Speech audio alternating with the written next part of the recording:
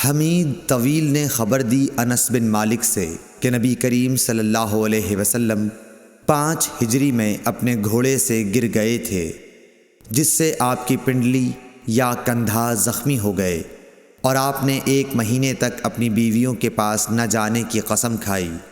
آپ اپنے بالا خانے پر بیٹھ گئے، جس کے زینے کھجور کے تنوں سے بنائے گئے تھے۔ صحابہ مزاج پرسی کو آئے، آپ نے انہیں بیٹھ کر نماز پڑھائی اور وہ کھڑے تھے۔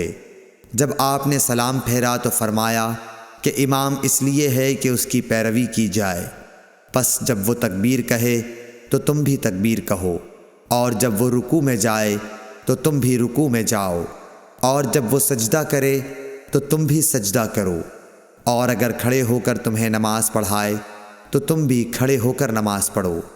اور آپ 29 دن بعد نیچے تشریف لائے تو لوگوں نے کہا، یا رسول اللہ، آپ نے تو 1 مہینے کے لیے قسم کھائی تھی۔ آپ نے فرمایا کہ یہ مہینہ 29 دن کا ہے۔ صحیح بخاری حدیث نمبر 378۔